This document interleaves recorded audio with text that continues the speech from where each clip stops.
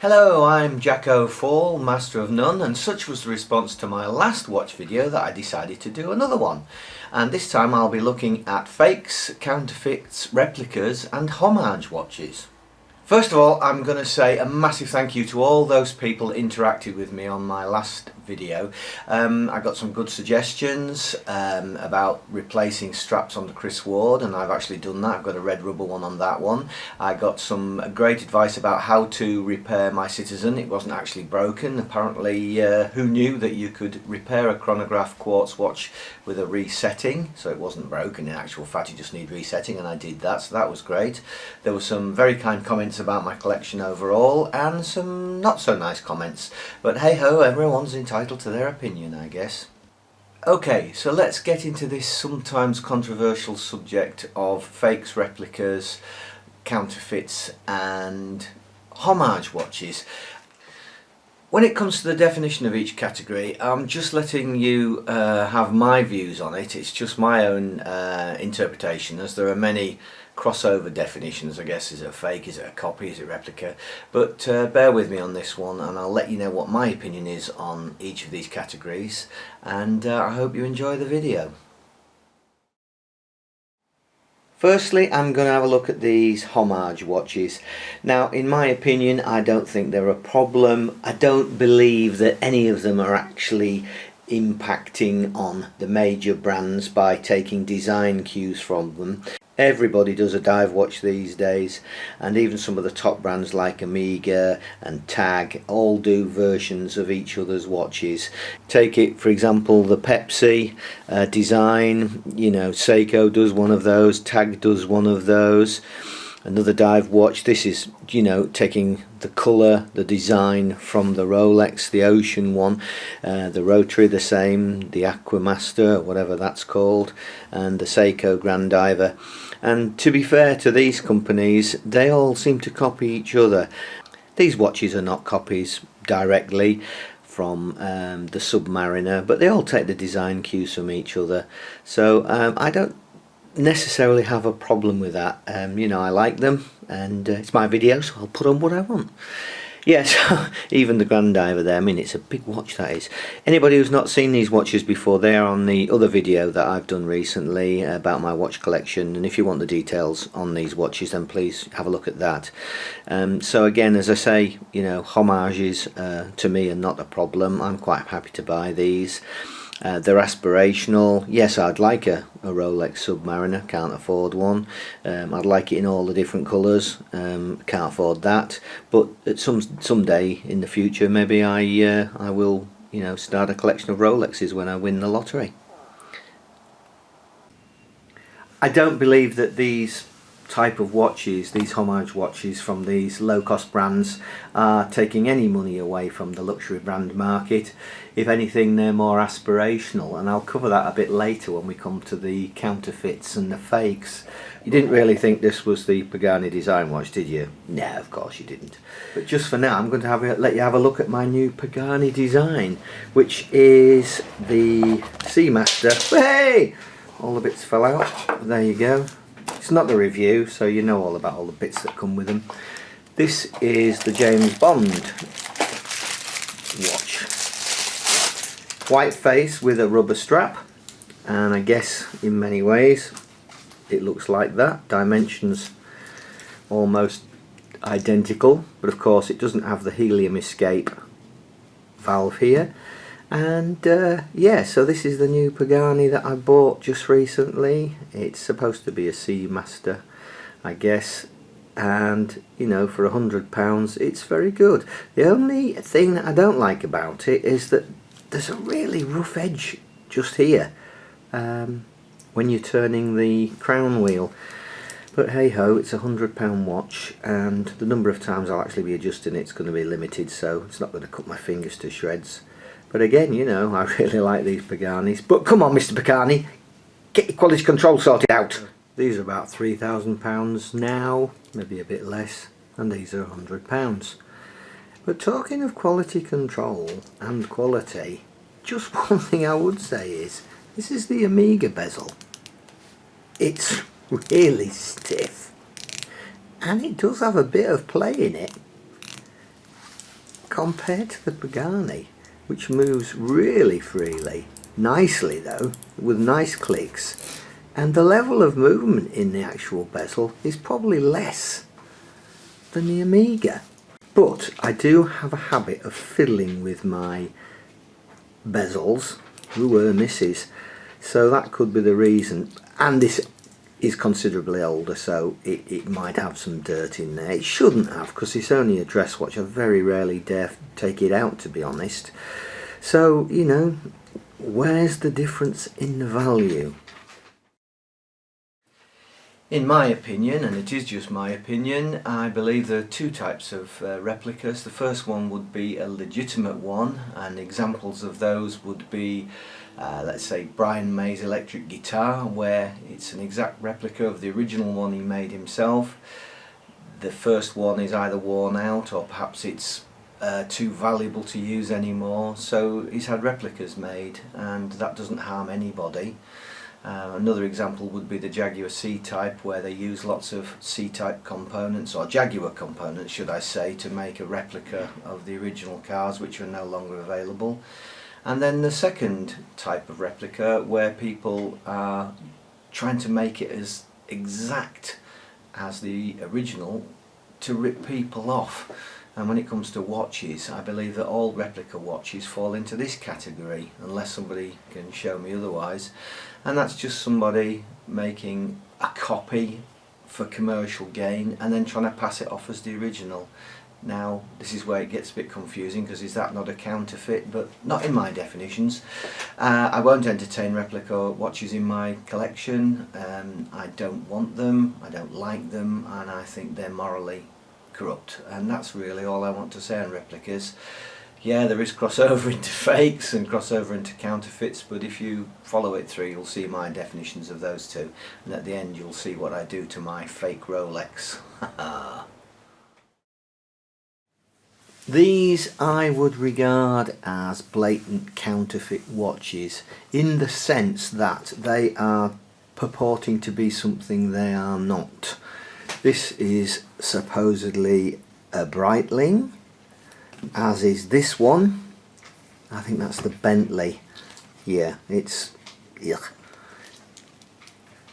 Oh, I must explain where I got these from. These came from Thailand. A friend of mine used to bring them back, and I've acquired them from him. And if you're talking about this issue of aspirational watches, he started off wanting watches like a lot of us do, you know, luxury brands, can't afford them, buy the fake ones, buy the counterfeit ones in these instances, and then he's gone on to actually buy real Breitlings and a real Patek and a real Lange. No, I don't think he's got a Lange, but anyway, he's certainly got Breitling and Patek Philippe watches. But let's just have a consideration of these. So these two Breitlings, these two are particularly poor quality ones, average quality then, maybe not poor quality. The two on the right are significantly better, but these are, you know, morally bad in a way, because they are purporting, as I said, to be Breitlings, and they're not. I don't think Breitling ever actually made a watch that looked like this, or this one either. I don't think it actually looked identical. So in that sense, it's counterfeit in the way that it's using branding from Breitling. The watch, its strap purports to be a Breitling strap. They're using the Bentley logos. This is just pressed steel. It's not very good, and the movements are really poor in these on these two examples, the Breitlings.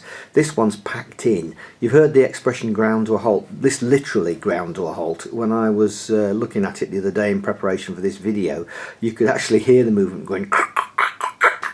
So I'll be interested to see what's inside it, and I'm going to take it to bits. You probably saw my last video, watching bits. That was the tag from the same stable. That I took to bits because I wanted to see how it looked, and I was sort of half considering should I start getting into watch repairs. But trust me to pick one of the most difficult movements straight off, and whether you can get spares for them I don't know, and frankly now I don't care.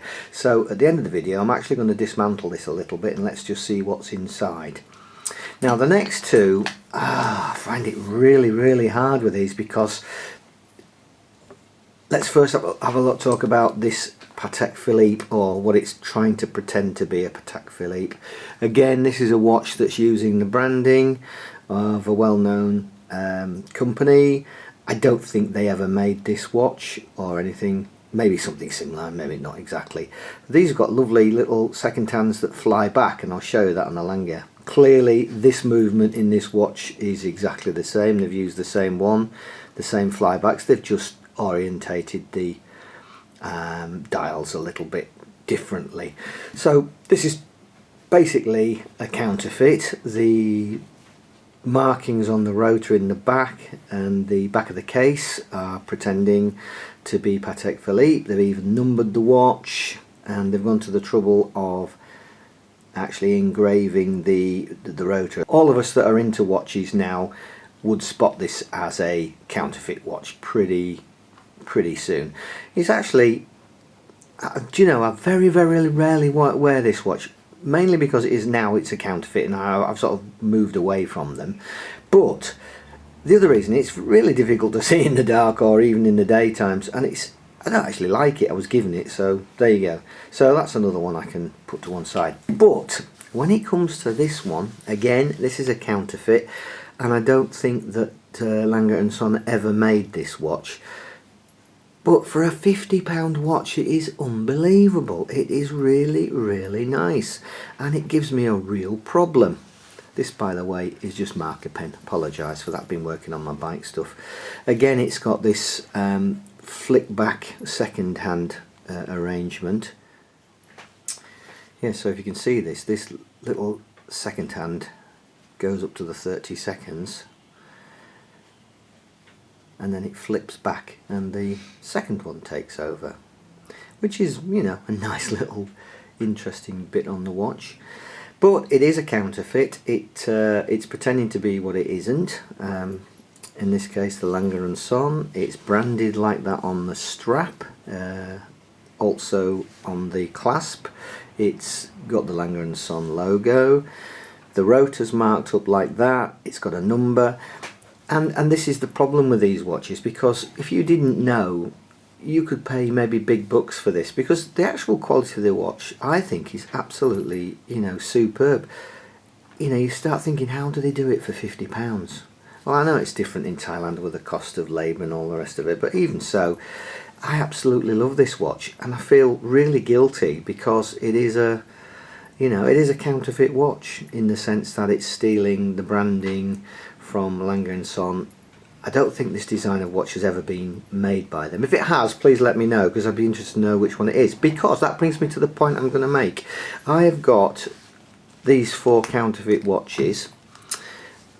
This one is packed in, so I'm going to take it to bits. This one eventually will go the same way, because I know the movement inside is the same, and it's the same with the tag, which you've seen in a previous one that was in bits on one of the stills. I will make a decree now that these are aspirational watches, and I promise you, Mr. Breitling, if I win the lottery, I will buy 2 Breitlings, genuine ones. I will buy a genuine Patek, and I will definitely buy a genuine Lange. I can't say any more than that.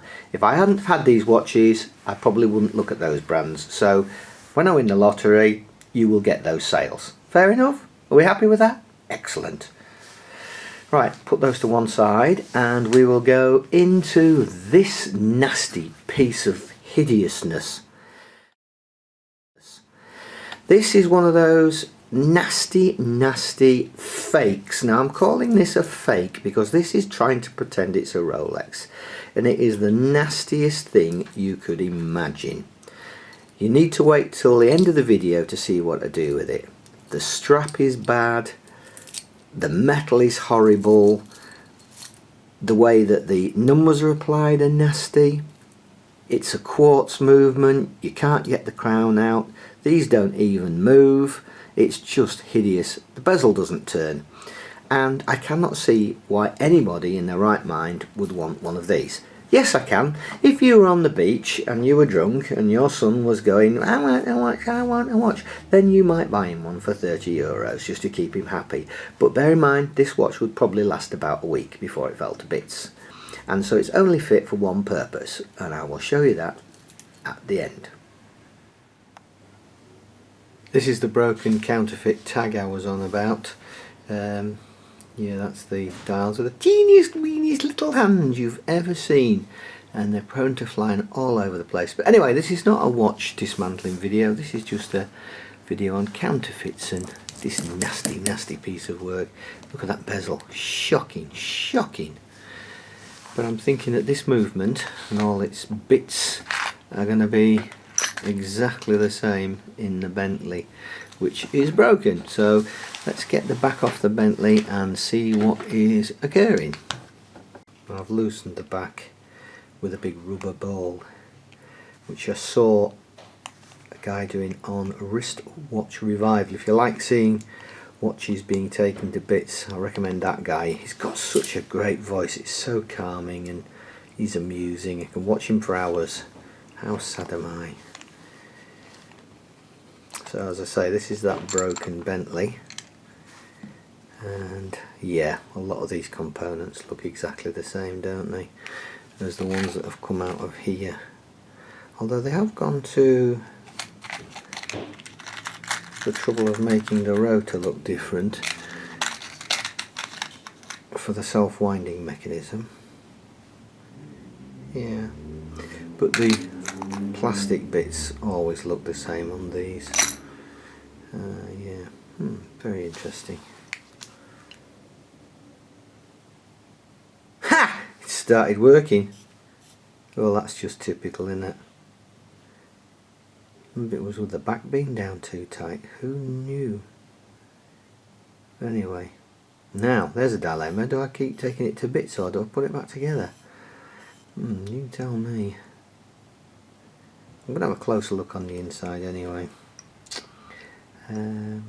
Yeah, maybe it got nipped. Certainly these buttons don't function anymore. I don't think they ever did. They just feel clunky and horrible. Well, that's definitely running. Just going to give it an ear test, because when you put this to your ear you could hear it going. It was that bad. I mean, it wasn't a pleasant sound. It sounded like something was grating badly. Maybe it was touching the back of the watch, I don't know.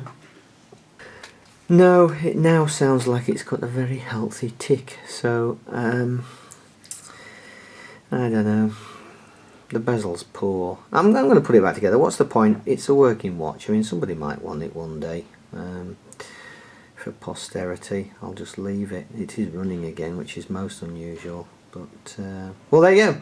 So that is the end of that bit. But yeah, these are the cheaper movements. I'm going to have a quick look at it, see if I can see where it was made. I doubt it. But if anybody recognises this movement, I would be very interested to know who makes them. It might be a Chinese pearl, maybe. And so finally, this Rolex.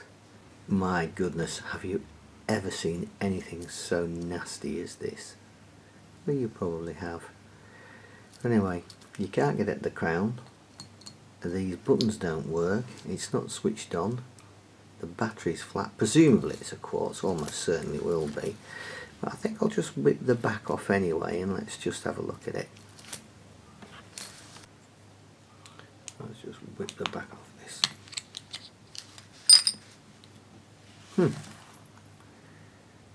Okay.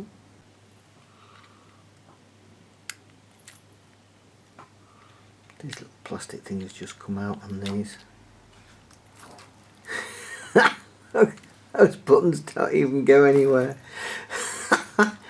Little tiny quartz movement. Oh my goodness. Oh dear, what a piece of junk. Apart from the retaining ring, there's nothing holding it in other than the crown wheel. Oh, it's shocking. It really is shocking.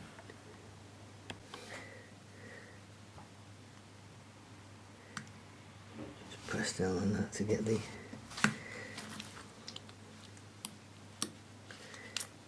crown wheel out by pressing down on that. That releases it. And then here we have the nasty thing. Look, these buttons, look, nothing on them whatsoever. They don't do anything. I mean, look at that. Crazy, look. Doesn't even have a hand on that one. It's not there. Oh, they're just stuck on. It's always Sunday where I live. That might be good if you want a beer. This is not an ideal way of taking off hands on a watch, I appreciate, but to be honest, so nasty I don't care. Whee! There they go. No idea where the second hand's gone, and frankly, I don't care. No, it's there, look. I might just keep those little hands, they might come in for a project some stage. Yeah, this is not even screwed on. Just goes onto these little pins here, as you can see. This movement is just a piece of junk, so I'm not even going to keep it. You can pick these up for about 50p. Well, maybe not that, but you know what I'm saying. I think the battery's worth more than the actual movement. So anyway, that's it. That is where I will end the video, other than to say there's only one place this watch is going, and that's in the bin. I might just keep that. Yeah, I'm going to keep the dial. You never know. So, goodbye to the Rolex. Bye bye. Horrible piece of nastiness. So that was my take on counterfeits, fakes, replicas and homage watches. I hope you enjoyed it. I don't know where I can go on watches anymore from here. And for those people that are interested in motorcycle and motorcycle restoration, I do have another channel called Too Old to Die Young, which is my main channel. None of these channels are commercial, they're for my own interest and amusement. And if somebody gets something out of it, then that's absolutely fantastic. If not, then, well, you know, that's just how it is. Again, thank you very much for watching, and hopefully you'll be interested in some of my other videos. We've got a big one coming up in June and July where we're actually renting a Harley Davidson motorcycle and we're touring Colorado on it. So if those type of videos are interesting to you, then look out for that one towards the end of the year. Otherwise, I will bid you adieu. See, I speak French a bit too. And I'll see you next time. Bye.